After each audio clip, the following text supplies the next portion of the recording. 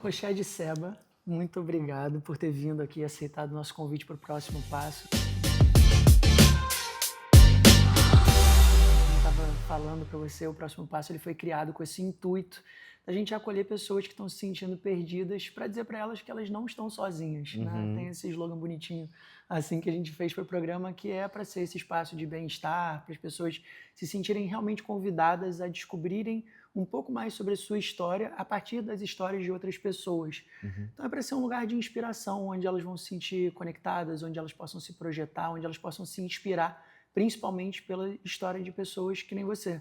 E você, para mim, é uma inspiração porque você trabalha com uma coisa que tem assim uma beleza sobrenatural, apesar de você trabalhar com a natureza, é, e tem uma história que está dentro da tua história, né, que é meio misturada assim da tua paixão pelos animais e também um pouco do sentimento que eu imagino que deve ser para você, é, da percepção que você tem, por exemplo, assim, quando você olha para um animal, talvez você se sinta um pouco como ele. Eu acho que tem uma coisa de identificação, assim, pelas vezes que eu já ouvi você falar do Instituto Vida Livre, né, o negócio que você fundou já há 15 anos agora, não, 11 anos. 11 anos. 11 anos, de 2015 há 11 anos, então. E eu queria que você contasse, assim, pra gente, assim, da onde partiu essa vontade de criar o Instituto Vida Livre, porque me parece que também tem uma coisa muito pessoal sua, que é de querer ser livre. Sim. E eu queria entender um pouco mais sobre isso. Eu acho que você falou assim, né, da ideia do projeto ser sobre pessoas que se sentem perdidas. Eu nunca me achei, não pretendo me encontrar nunca. Eu acho que o legal é a gente se buscar e ter sempre um espaço, né, para encontrar. Que, inclusive, assim, uma perspectiva bem filosófica, ser livre é sempre uma estrada, né? A liberdade é uma estrada, não é um destino, né? Até porque a obsessão em ser livre já seria uma prisão. Mas vamos lá. Eu a vida inteira fui apaixonado por bicho. Eu não me lembro de um momento da minha vida que o meu interesse não tivesse focado em bicho. Quando eu era criança, eu assistia documentário de bicho, eu dava pause assim no VHS para poder desenhar o bicho no formato, na posição toda. Eu sempre desenho muito bem, gosto de desenhar. E aí aquilo dali era a minha vida, ficar desenhando bicho, vendo filme de bicho, desenho de bicho. Meus bonequinhos eram bicho, eu não tinha carrinho, eu não tinha boneco, eu não tinha arma. Eu nem olhava, não sabia nem brincar com uma. Eu ganhava, às vezes, sei lá, um carrinho, era para botar os bichos dentro, ganhava um barquinho, virava a Arca de Noé, era tudo assim. Você criou as suas próprias utopias, né? Aliás, você Total. assistiu os Eu Utopia? adoro, é Pô, é lindo. demais, né? E eu adoro, assim. Era tudo isso, e minha mãe, e assim, eu consumia documentário de National Geographic, de Discovery, essas coisas, desenho da Disney, mitologia e fábula com meu pai, novela da Globo e história bíblica, porque minha mãe é evangélica. Então a minha cabeça, assim, a minha formação simbólica é muito ampla.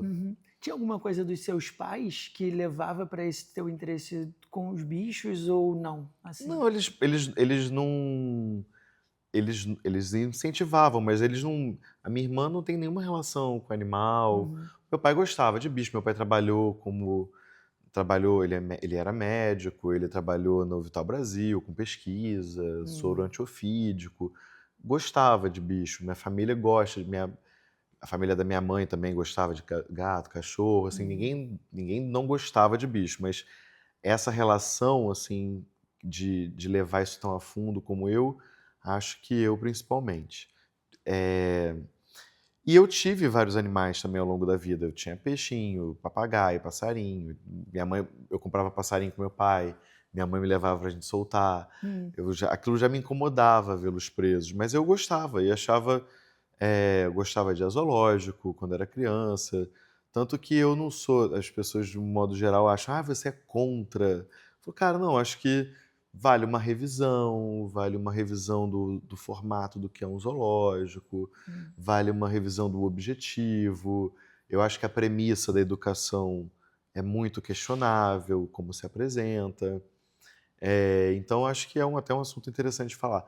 Mas eu, enfim, eu consumi esse universo. E aí, na hora de fazer faculdade, né, que é aquele pânico na Que a gente é coisa, muito novo para tomar uma decisão que muito às vezes vai novo. pautar. Você não sabe nem quem você é, né, para você Exatamente. escolher a tua profissão. E também essa ideia de que você escolhe uma profissão e aquilo dali te compromete com você pro resto da Uhum. tua vida, igual uma tatuagem. É. Você não precisa ter nada pro resto da tua E vida. de certa maneira te coloca dentro de uma caixa, assim, muito mal comparando, mas assim, como se fosse uma pequena jaula, vai ali de você ter que pertencer a um universo, mas Há um que te deixa formato, né? restrito, né? Que não te dá essa liberdade É, total, assim, né? acho que assim, eu acho que acaba sendo como tem que ser, Hum, né, como dá para ser para a maioria. A gente vive um mundo muitas vezes que se pensa assim, né? Então, mas aí na época eu fui fazer e eu tinha decidido assim que eu não ia fazer nem veterinária nem biologia. Todos os meus amigos perguntando: "Você não vai fazer biologia?" Eu falava: "Não, eu não gosto de bicho por dentro, eu gosto de bicho por fora. Não quero ficar pensando bicho por dentro." E, enfim, fui fazer. Na época, e olha, no vestibular, eu apliquei para algumas faculdades, para algumas universidades, para direito, hum, uma medicina, que eu quase passei, caramba, porque minha família toda é de médico, entendi. e meu pai falava que eu pensava como médico, Hum, e que eu ia ser um bom médico, enfim. E duas eu fiz comunicação, tá. que aí eu passei. E aí eu falei assim, foi uma coisa assim meio louca. Eu falei, para que eu passar primeiro é o que Deus quer para mim. Eu botei essa pilha na minha cabeça na Mas você época. tem essa coisa assim espiritual, religiosa Eu tenho uma que... formação, né? Minha formação é evangélica. Uhum, A primeira forma que eu conheci espiritualidade na vida foi frequentando a igreja com a minha mãe. entendi. Hoje em dia eu não frequento, acho muitas coisas muito questionáveis. É. E a minha fé é uma coisa meio difusa, assim. Hum, Às vezes eu não tenho fé, às vezes tem dias que eu me considero ateu, tem dias que eu me considero profundamente crédulo de tudo, só interessado em outras manifestações religiosas, em outros tipos de crença, acho lindo e acho a Bíblia muito bonita em certas é, coisas, pena que ela é destruída, né? exatamente. O problema As não pessoas é... destroem até o que tá. Não, muita coisa ali é horrível, mas Sim. tem muita coisa péssima, mas muita coisa linda que também é deturpada. E Uhum. eu acho que a gente é muito pouco conectado a o atual momento, assim, né, do que a gente vê, dos movimentos que se dizem conservadores, conservam muito pouco do que Jesus falava. Hum. Jesus era um homem. Tenho certeza que Jesus ia adorar o Vida Livre. Eu tenho certeza absoluta. E era eu acho que os ensinamentos de Jesus eram sobre liberdade, sobre amar o outro, sobre respeitar Sim. o outro, não julgar o outro, né? Amar o próximo como a ti mesmo, que isso tem tantas interpretações possíveis. Então, eu acho que isso são coisas que as pessoas, por conveniência, interesse, não usam, né? Eu acho que o problema não acaba não sendo o negócio em si, né? Que nem assim, o problema não é a religião, o problema não é a Não. Bíblia, o problema é o que o ser humano faz com aquilo. Assim São como a coisa da tecnologia, o problema não é a inteligência artificial, mas é o problema não é a mídia social, mas é o que a Mas gente isso é vai um fazer. clichê, né? Isso é Ah, tudo, né? Tudo exatamente. na vida é isso, né? Ah, Qualquer remédio pode te destruir, pode te salvar. Qualquer, exato. qualquer entretenimento pode te destruir, pode te salvar. Hum, Qualquer comportamento pode te destruir, sim, te salvar. sim. Isso não é uma prerrogativa da Bíblia, É, coitada. não, exatamente. Mas, enfim. E aí a minha experiência religiosa, espiritual era essa. É, E aí eu entrei na faculdade, passei para a faculdade de comunicação, na UFRJ. E aí eu costumo falar que quando Foucault entrou numa sala, apóstolo Paulo saiu pela outra, porque foi Vocês um não podem boom na minha conviver. cabeça, assim, aquele entendimento ali. E logo no início da faculdade, eu fui ser voluntário.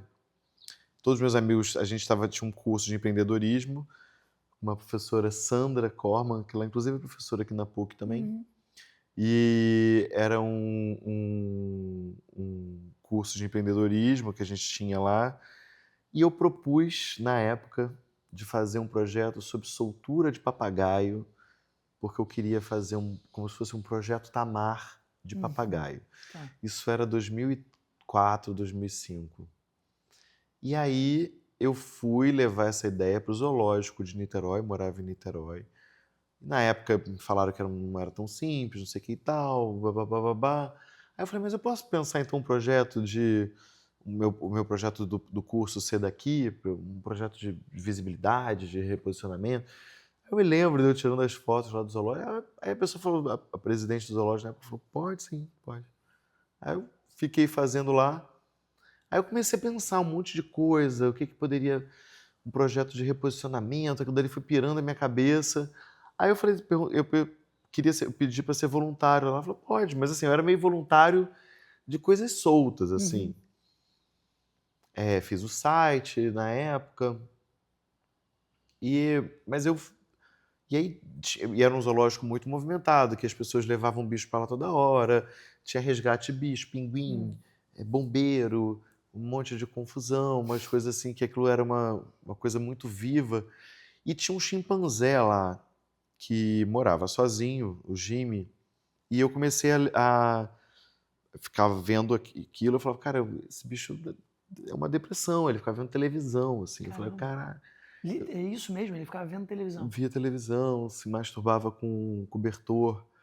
Aí eu ficava vendo aquilo dali, eu falei, cara, aí comecei a levar pintura para ele, que é uma técnica, né, muitos chimpanzés no mundo se interessam por pintura. E aí ele começou a pintar muito ali, ele gostava de pintar. Passei todo dia lá, pintar com ele. Meu trabalho era esse ali. E dei entrevista, fiz uma exposição dele e tal, aquela história toda. E aí teve um dia que eu olhei para aquilo, era uma tarde assim de sol.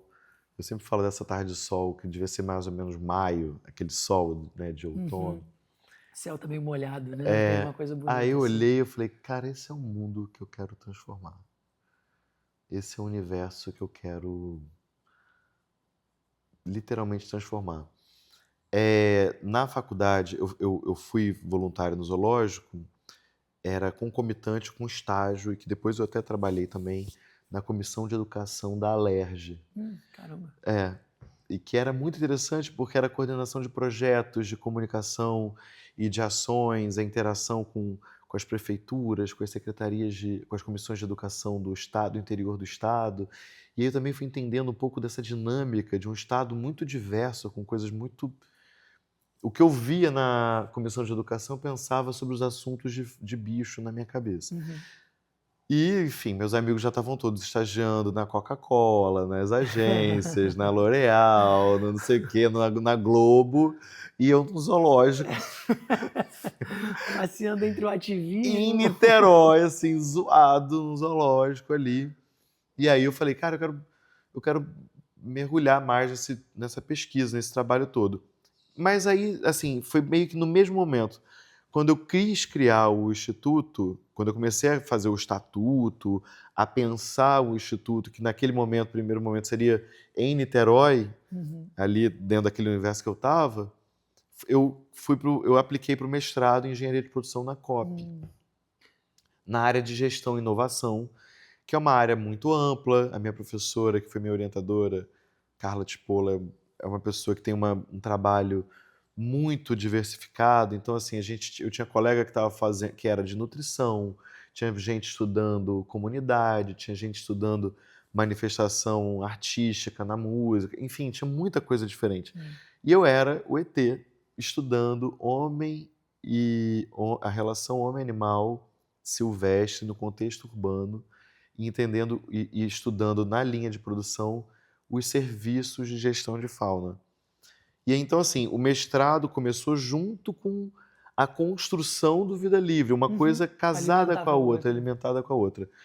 E aí, falando do que você trouxe, né, sobre isso, eu acho que eu sempre busquei ser livre. Eu acho que é a coisa que é mais bonita no mundo, assim. Porque, para mim, ser livre é inerente a você deixar o outro livre, né? Quando eu tenho um passarinho preso, eu estou preso a ele, porque eu sou obrigado a cuidar. Se eu tenho um cachorro preso, eu sou obrigado a cuidar. Então, assim, toda prisão, o carcereiro está preso ao encarcerado, né, de certa forma. Numa perspectiva bem filosófica. E Quando eu fui me entendendo, né, assim, é, nessa minha história, na minha trajetória, eu eu namorei muita menina, tive, assim, eu começar aqui quando eu era mais novo, eu era meio, eu não percebia, eu não tinha interesse, eu era muito desligado para sexualidade. Eu brincava, Uhum. eu fui até muito tarde brincando, assim. Meus amigos eram todos adolescentes, peludos, eu era igual um franguinho. Eu era igual um nugget, assim, eu não tinha nada. Eu não tava nem aí pro que tava todo mundo fazendo, assim, o que que é ficar com uma mulher, o que que é não sei o quê, eu não entendia nada daquilo. E aí, não, depois, assim, eu acho que eu fiquei até mais bonitinho na época e fui ficando, aí tive uma namorei algumas meninas, tive muitas coisas assim. Só que eu sempre me percebia, eu tinha uma curiosidade sobre a minha sexualidade, né? Eu me lembro muito de achar que isso era uma coisa que todo mundo vive, eu só não precisava manifestar. Aí tinha culpa, né, ouvia as coisas na igreja na Uhum. época, eu ficava, meu Deus, isso é um problemão que eu tô arrumando, Deus me livre, Sim. não preciso viver isso e tal. E aí teve uma. E aí foi muito no mesmo período. Teve um episódio também muito traumático na minha família, que uma prima nossa morreu naquele avião da Air É, France, e França. ela era muito jovem, e eu me lembro que aquilo dali fiquei muito assim pensando como que a vida é literalmente, ela só é bonita porque é livre e é horrível porque não tem controle, né? Mas era isso. E aí eu me lembro que assim, foram os gatilhos, sabe? Uhum. O que eu já vinha estudando, o que eu já vinha pensando, a faculdade, a mente abrindo, e muito de olhar aquele chimpanzé. Porque ele me via, ele se masturbava. Eu até brinco, o Jimmy foi meu primeiro namorado. Eu nunca peguei, mas ele era apaixonado Tinha por uma mim. relação voyeur com você. Ele, tadinho, ele era sozinho e qualquer estímulo para ele É estava um valendo. choque. Eu visitei ele ano passado, ele mora em Sorocaba. Não, ele tá com quantos anos agora? Ele tem 41, ele Caramba, é mais velho que eu 1 ano. que legal. E ele, enfim, é um trabalho incrível do Projeto GAP que resgatou ele. O zoológico teve um monte de problema, ele foi para lá. Eu visitei ele, fui visitar ele já 2 vezes, ele me reconheceu, me deu um Ah, que lindo beijinho. isso. Eu levei presente pra ele, fui com uma amiga lá pra ela conhecer ele. Foi tipo. E é muito impressionante, porque eu não consigo entender chimpanzé como animal. Eu acho que quando eu vejo um livro, falo assim, eu já vi um livrinho que era a história de uma menininha, sei lá, Fernanda e o Mundo Natural. Aí tá Fernanda e os animais. Aí era a Fernanda de um lado e do outro lado o gorila, a baleia, a borboleta, o flamingo. Eu falei, cara, Fernanda tá muito mais próxima do gorila É. do que ele tá próximo da borboleta. Tem uma frase que eu tenho pra mim que é o ser humano, ele é mais bicho do que ele gostaria de admitir pra ele mesmo. Por uma pena, porque é uma delícia ser bicho. Exatamente. A coisa mais bonita do mundo é tudo que a gente faz que é natural. Exato.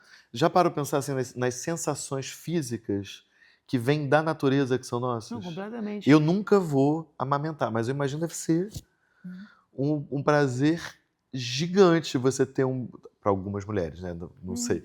Tem mulheres que também não Que gostam, e tudo sofrem. certo, mas como também tudo tem, Tem o seu nada é ponto uma coisa, positivo e nada é negativo. uma coisa absoluta, mas assim, Ah, eu acho que existem coisas que são da nossa natureza que eu costumo falar assim, eu falo, cara, essa é uma experiência, uma sensação que me conecta, sei lá, eu vejo, para mim é a baleia pulando, é o mar batendo, é o vulcão, é o vento, é a pois chuva. é, não, e é muito louco, porque agora qualquer coisa, né, assim, dentro da sociedade que a gente vive, que passa por essa epidemia global ligada à saúde mental, o que Uhum. todo mundo fala que você tem que fazer é se reconectar com a natureza, você fazer o grounding, né, que agora está na moda, você aterrar, você botar o pé na terra. Gente, mas é isso, Mas assim, isso é é a coisa tão mais simples óbvia do quanto. mundo, isso é a coisa mais óbvia. Exato. E, E eu acho que a gente pensa muito nessa ideia. Olha, quando você pensa assim, quais são os signos de que uma pessoa está amadurecida, né? Ela se civilizar, ela crescer, hum, ela, a ideia de que o que é infantil é negativo, o que é uhum, animal é é, negativo, o que é uma burrice. Eu estava uma vez, tive uma experiência numa cadeia, e alguém falou assim: aqui, esse lugar é desumano, esse lugar é desumano, as pessoas são animalizadas. Aí eu fiquei pensando. Se você parar a pensar, animais são capazes de matar, de estuprar, de cometer coisas horrorosas, mas nenhum animal prende outro. O único animal que prende outro é o homem. E se tem um lugar que é estritamente humano, é uma prisão. Porque aquela prática só está inscrita na humanidade. Nenhum animal aprisiona outro. Então, assim, e aí você olhar aquilo e você animalizar o seu próprio comportamento. Olha que coisa louca.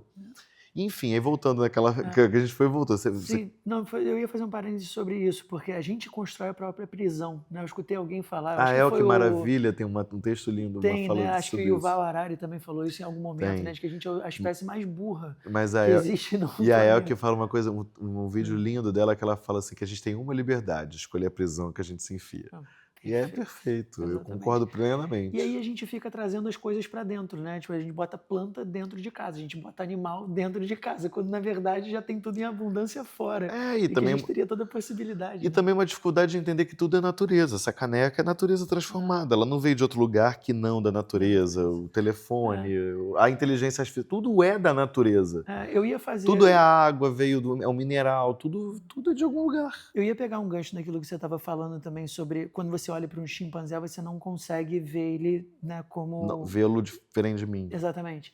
E aí tu corta a cena, né, para uma campanha que você lançou, acho que tem 2 anos agora, chamada Vozes, É, né? E aí, pô, tem um elenco lindo é e é uma lindo. história linda, porque quando eu comecei a assistir, eu falei, ué, mas juro para você, assim, foi uma coisa, o que isso tem a ver com o Instituto Vida Livre? Porque essa pessoa está falando de uma pessoa, De uma dor de de uma pessoa. dor de pessoa. E na verdade eu achei, cara, eu achei isso maravilhoso. Eu não sei se a ideia criativa foi A ideia é essa. toda sua, né? E de pensar isso, porque você tem esse lado artístico poético que eu acho muito bacana também. E que é isso, é fazer o ser humano sentir que na verdade ele é tão bicho quanto outros Essa, bichos. a história, depois a gente volta lá Então, para o meu armário, da minha gaiola. Mas a história mas não estava no armário, porque eu nem sabia que eu estava.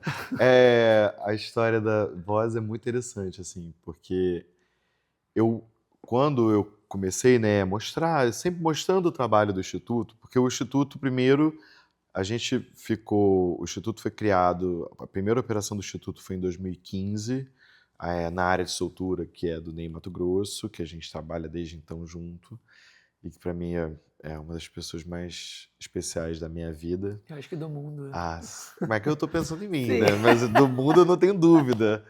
Mas aí, enfim. E aí a gente começou esse trabalho em 2015 e a minha busca sempre. Fomos depois criando outras áreas de soltura, aqui no Rio com a Brenda, e outros locais também.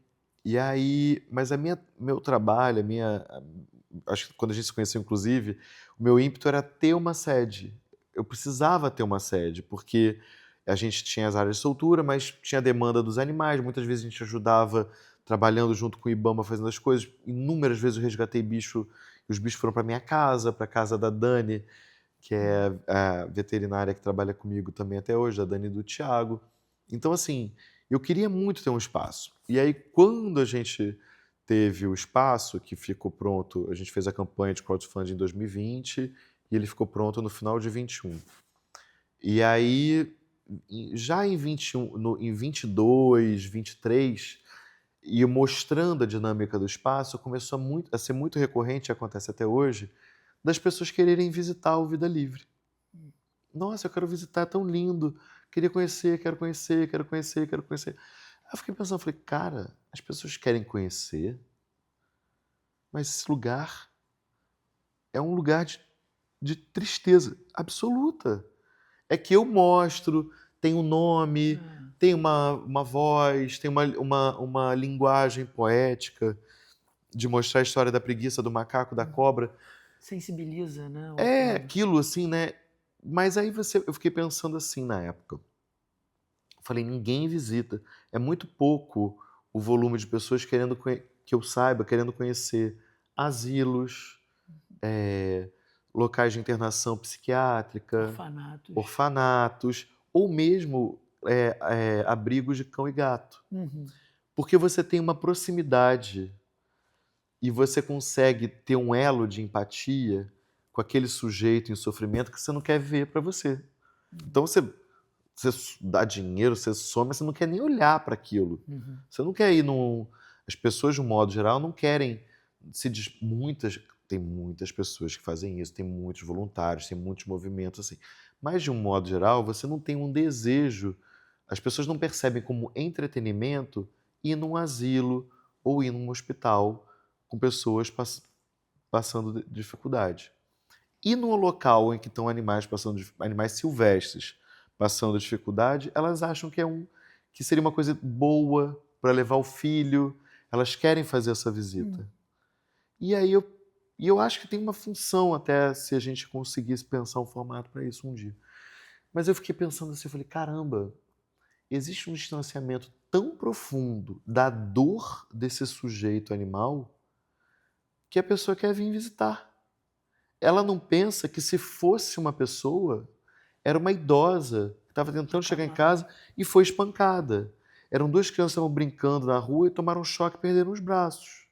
É um monte de gente que está louca porque está presa sem motivo e está se debatendo numa gaiola. Eles não conseguem ver.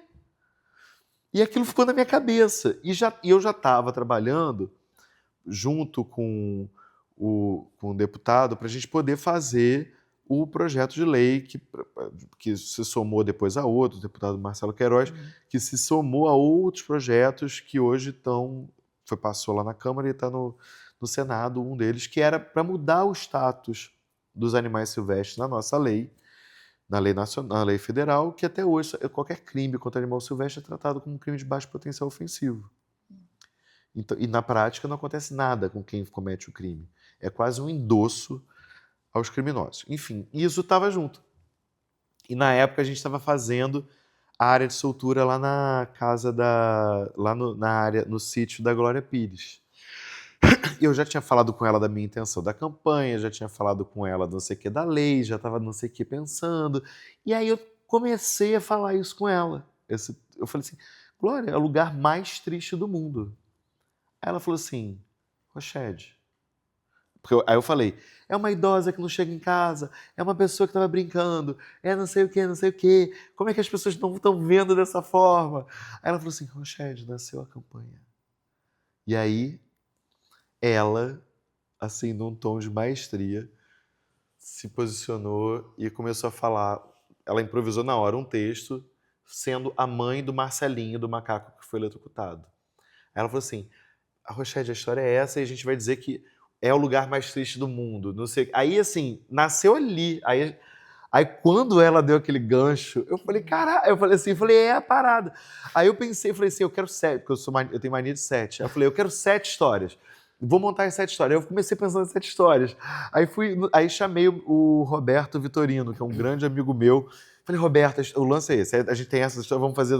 Não, os personagens vão ser esses, vão ser esses, vão ser esses. Aí fui chamando as pessoas todas, né, que todo mundo que eu convidei são pessoas que têm uma relação com Vida Livre.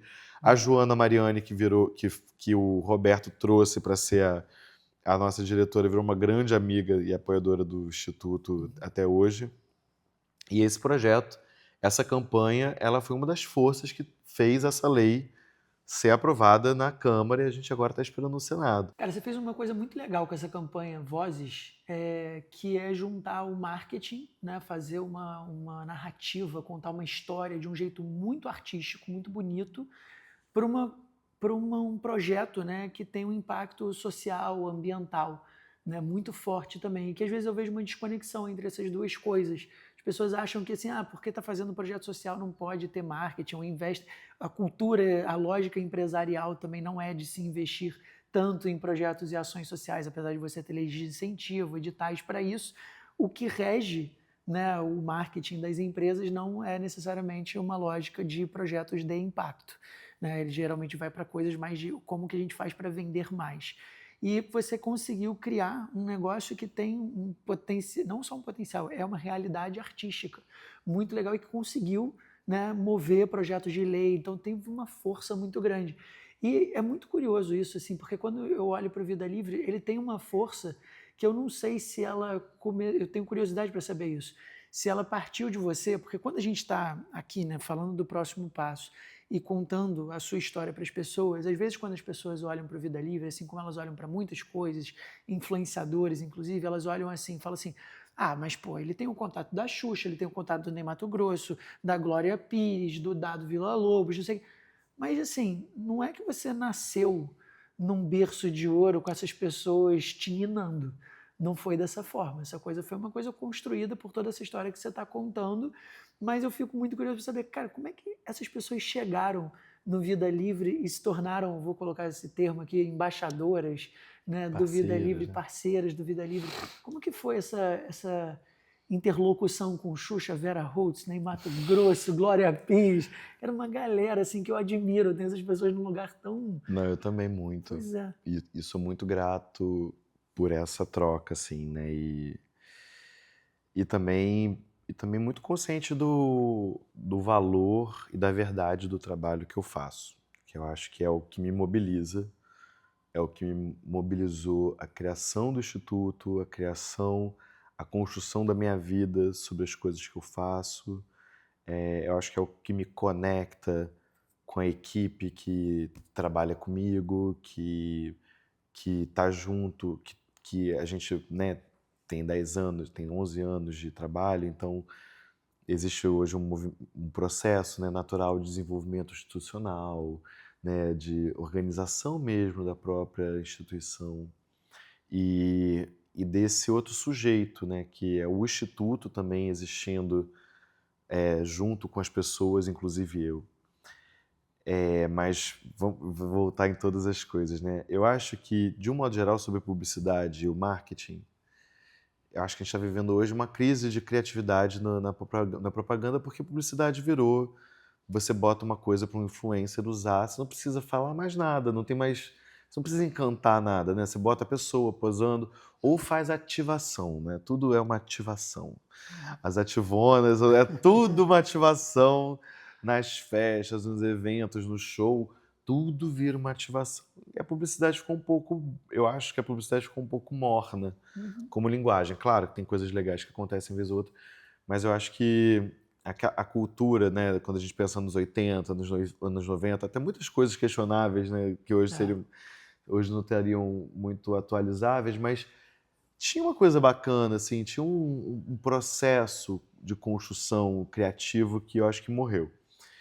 E a minha, esses dias, uma pessoa que trabalha comigo estava falando assim, e por conta de uma outra pessoa que estava falando que o nosso trabalho do Instituto é um trabalho de uma organização de impacto socioambiental, e eu também incluo o sócio porque a gente atende os animais todos, mas não é a preguiça que traz a jiboia machucada, é uma pessoa. Então, eu atendo pessoas e a dinâmica da cidade.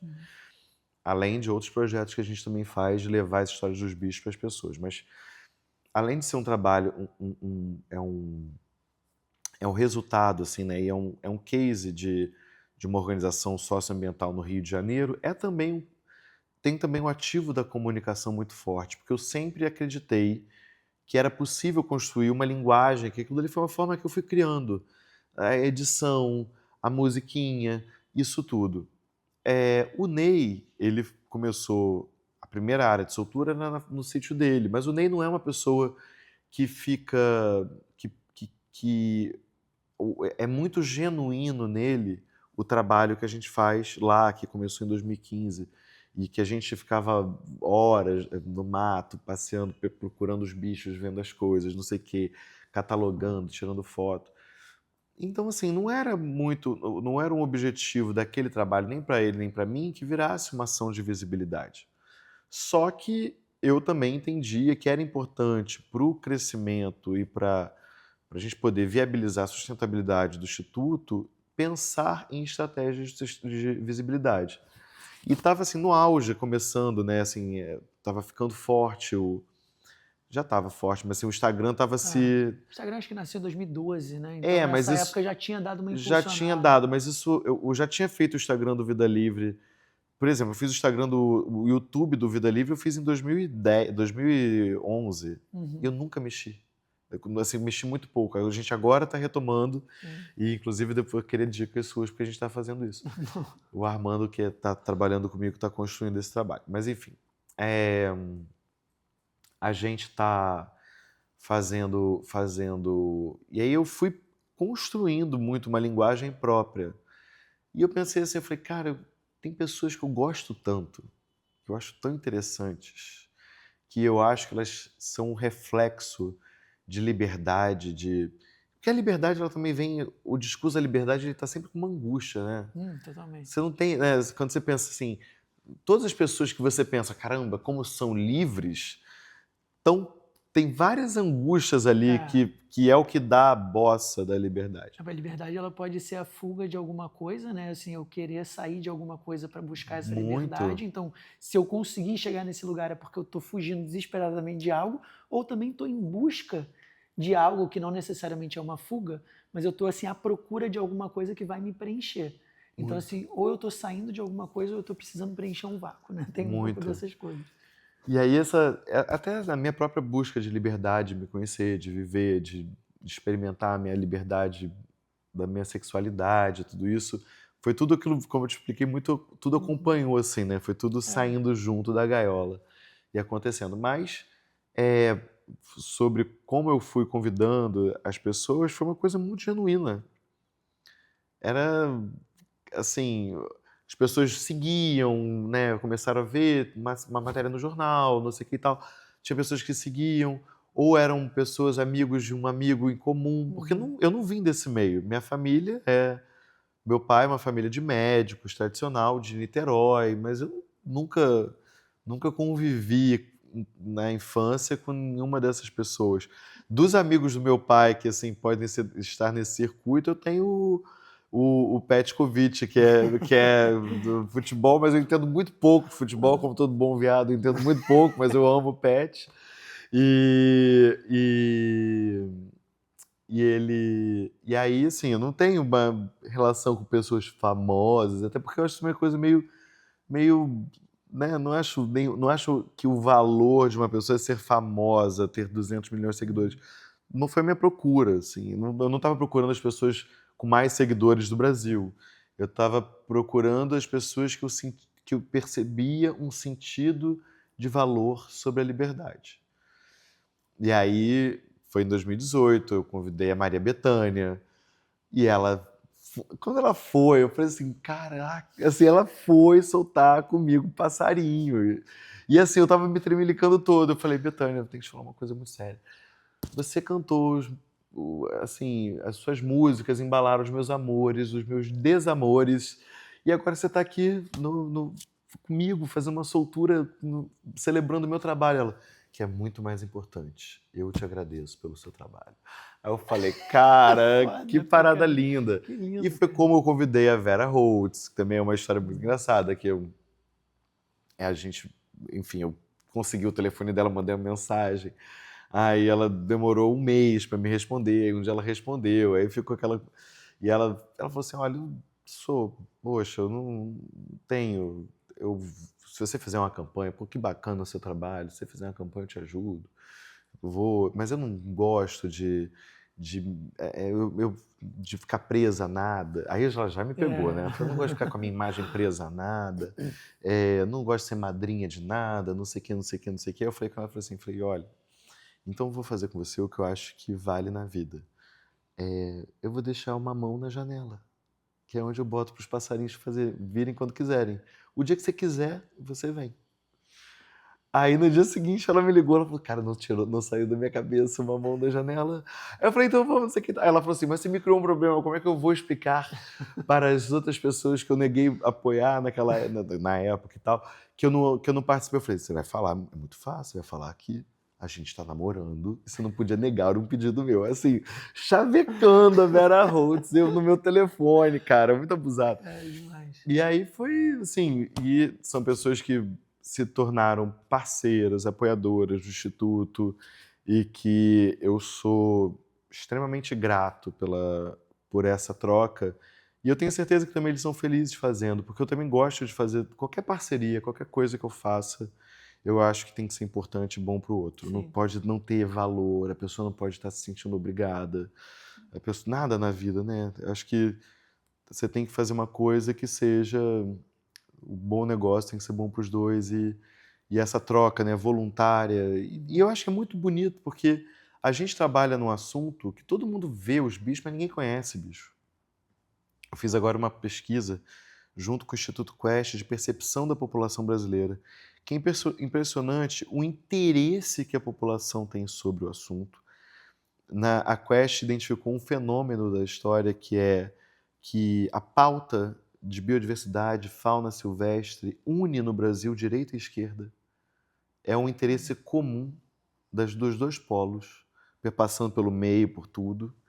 Claro que tem algumas variações. Você vai lançar sua candidatura? Você quer Deus dizer me alguma livre, coisa sobre não, isso? não, não, não, não, não, não, não, não. Eu quero que as pessoas conheçam. Claro. Eu acho que um país que se conhece, que se valoriza, isso passa pela música, pelas frutas, pelos biomas, pelos rios, pelos bichos, pelas pessoas, pelos povos, pelos fósseis que estão aqui. Eu não sei se todo mundo sabe, por exemplo, que no Brasil que o registro fóssil mais antigo de toda a linhagem dos dinossauros é do Brasil. É de Santa Maria, no Rio Grande do Sul. Tipo assim, o primeiro dinossauro está aqui e a gente não celebra isso. Sabe, assim, eu fico, cara, o Brasil é tão maneiro. E a gente não pensa nesse lugar. E é o que me mobiliza, assim, nisso. Então, não quero me candidatar a nada, mas, assim, eu gostaria que as pessoas que eu vejo valorizassem as árvores que são destruídas de qualquer jeito, a cidade que é horrorosa e que não cuida do patrimônio natural, que as pessoas tivessem constrangimento de saber que a Baía de Guanabara é poluída, que isso fosse uma vergonha coletiva de todo mundo, que as pessoas tivessem vergonha de saber que até hoje tem a feira em Duque de Caxias que vende passarinho, macaco, cobra todo domingo. E que todo mundo sabe. O governo federal, o estadual, os municipais, todo mundo sabe. E acontece. Entende? Assim, eu quero que a gente evolua para o constrangimento social dos crimes do que é contra todos. Porque quando você pensa que quando eu corto uma árvore de qualquer jeito, uma árvore que faz sombra para todo mundo, eu cortei o que é de todo mundo.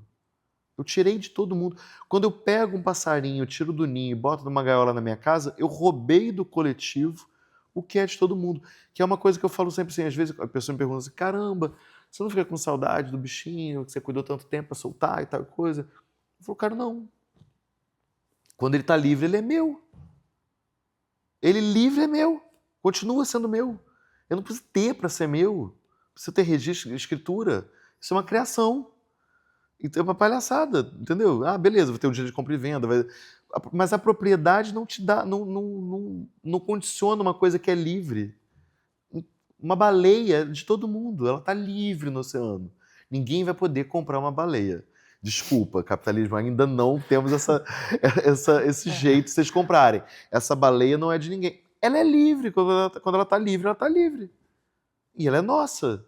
Então é isso que é um jogo que eu acho que é importante das pessoas pensarem. E o Vida Livre é um pouco, muito isso, é um trabalho que a gente cuida tecnicamente dos animais, se empenha, faz todos os exames, é uma coisa que o tempo inteiro a gente tenta aprimorar, comprar equipamento, eu preciso para uma área maior, já está muito pequena aquela sede, eu preciso para um espaço maior para a gente poder aumentar a capacidade de trabalho, várias vezes aquilo está lotado. Enfim, tem esse trabalho direto de atendimento aos bichos. Tem o atendimento à demanda da cidade que traz os bichos.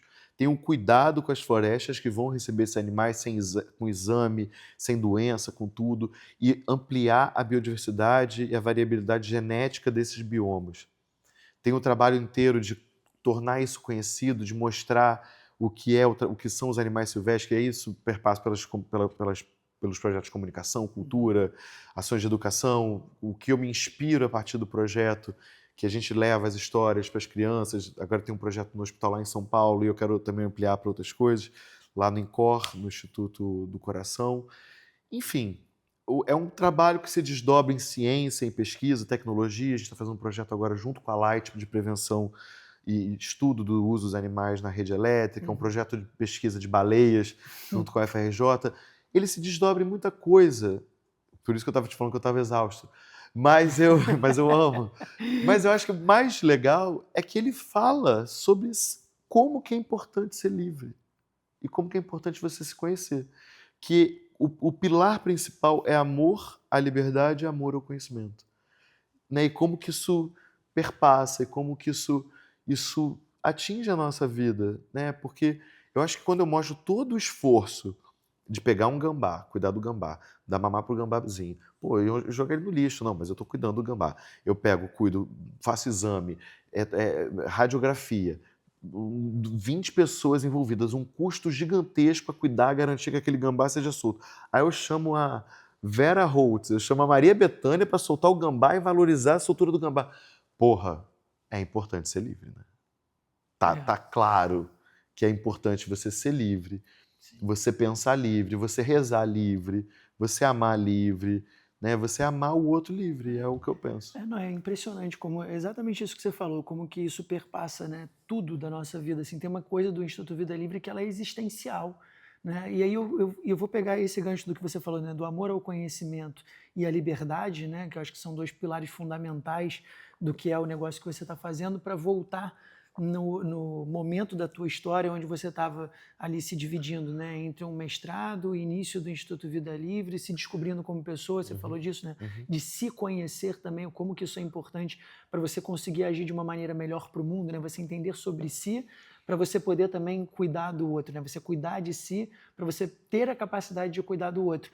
E no meio disso, desse seu autodescobrimento, você trouxe duas falas assim que me deixaram preso aqui, e eu faço muito isso, tá, Roched? Não Eu vou e volto bem. na história, eu abro 1 trilhão de caixinhas e abas, Uhum. e aqui essa conversa ela não é linear, né?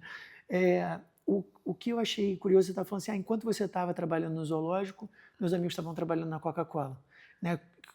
Criando uma distinção entre essas duas coisas, daquilo que a gente percebe como, eu vou colocar os termos assim mais Como esdrúxulos, valor. né? Assim, a gente considera que trabalhar na Coca-Cola é normal, né? É o carreirista, é o tradicional, é o mais conservador, talvez, e o trabalhar no zoológico é Como romper, voluntário. como voluntário, inclusive, né? Assim, é romper com a tradicionalidade, com o conservadorismo. E aí você se coloca como diferente, como estranho, às vezes até como maluco.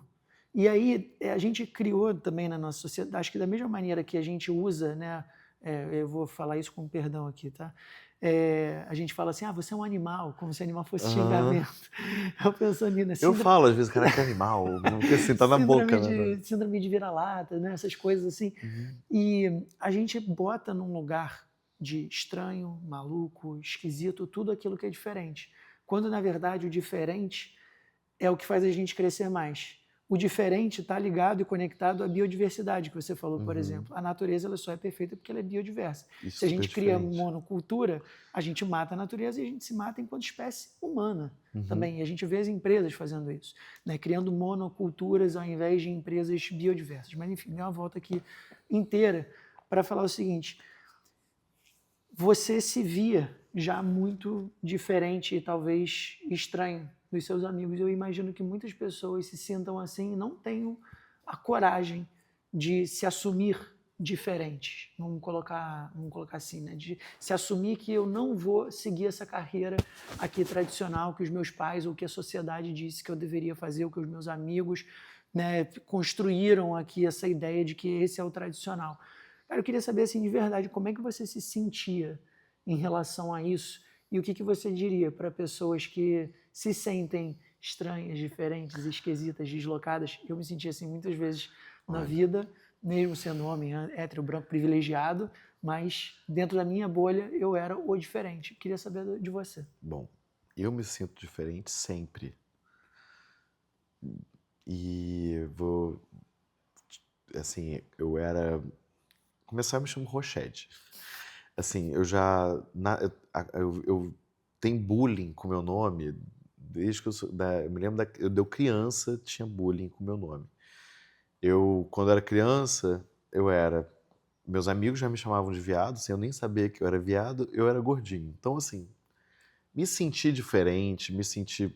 Só que eu sempre tive muito amigo ao mesmo tempo, né? Então, assim, mas essa percepção de me sentir diferente, os meus interesses serem muito particulares, muito peculiares numa, na massa do que eu vivia, isso era reforçado, né?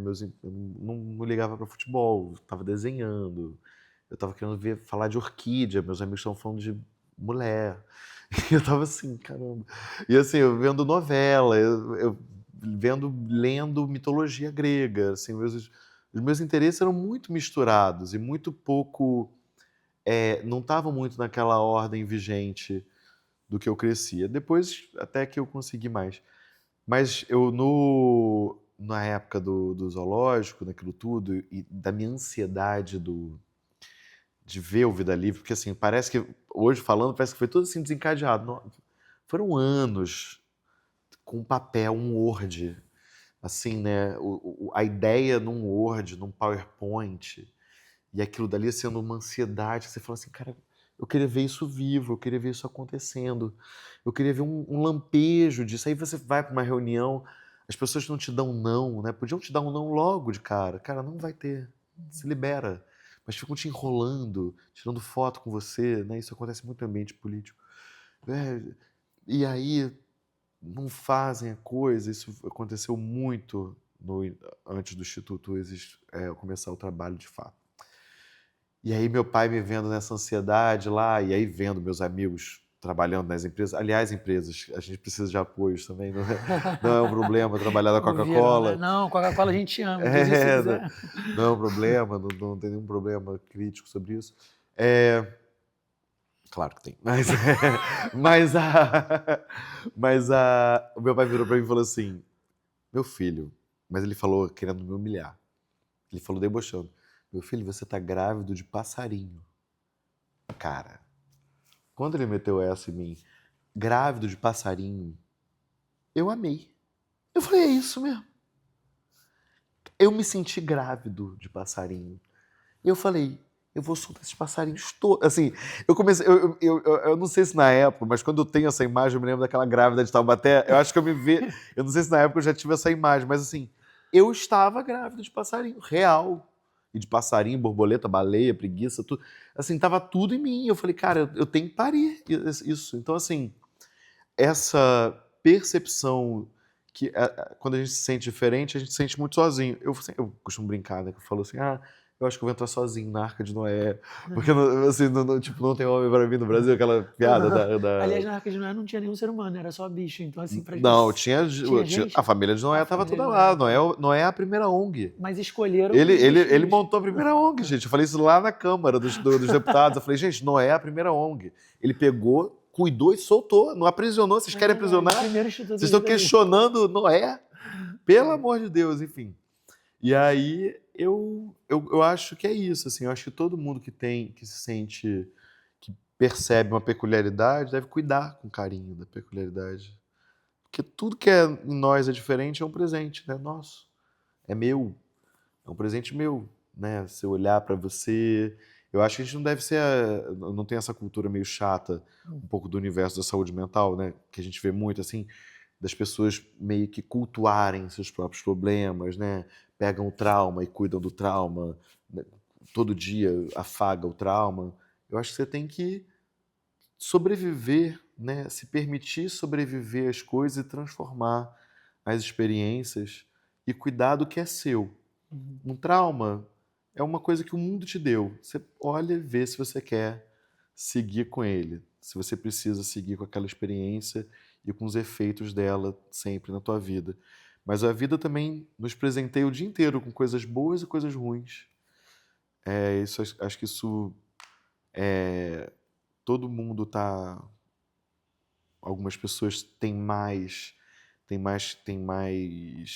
está mais viável para pessoas oportunidades, e outras pessoas menos. Eu acho que isso é uma coisa muito evidente, muito justa, que a gente entenda dessa forma, que o mundo não é igual para todo mundo. E também é parte do nosso trabalho tentar que o mundo seja mais justo para todo mundo, que vai ser mais feliz para a gente. Mas eu acho que, de um modo geral, a gente cuida do que em nós é diferente, né? Olha, observa. E a experiência de se conhecer, para mim, é uma experiência constante. Eu fico fascinado como às vezes eu falo assim, cara, eu nunca pensei nisso. Ou então eu penso assim, gente, como eu nunca mais voltaria a fazer aquilo que eu fiz um mês atrás? Eu nunca mais falaria o que eu falei anteontem. Isso é muito interessante quando você se permite entender uma massa viva num mundo que é vivo, que interage com tudo. Então, é por aí. Você se permite mudar e saber que a tua autenticidade está ligada à própria mudança, né? Que você não precisa ser uma coisa só a vida toda e que você também não precisa se encaixar naquilo que todo mundo diz para você que você precisa ser. E aí eu acho que com mídia social e com esse entulho, né, de informação que a gente recebe todo dia, a gente fica muito sujeito a se sentir muito perdido, distante da nossa autenticidade, porque a gente não se dá o tempo e o prazer de se conhecer, né? A gente fica ali só se projetando para fora o tempo todo e não se olhando para dentro.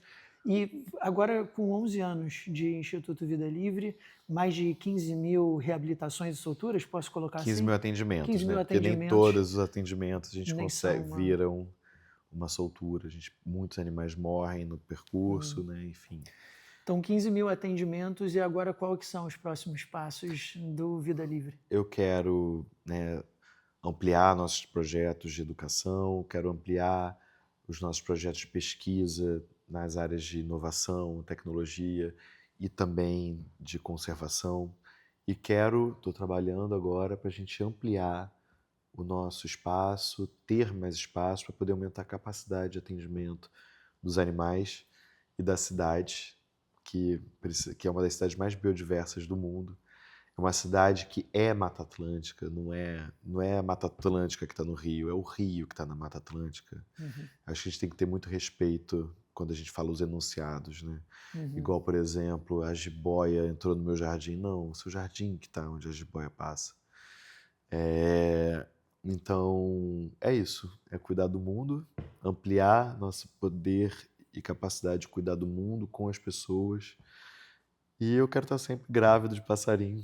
É o que eu quero, continuar grávido de passarinho mesmo, porque é uma gravidez potente. Legal, Rogério. Obrigado demais, cara. Valeu, Valeu. obrigado. Obrigado mesmo, de coração. Fiquei feliz também.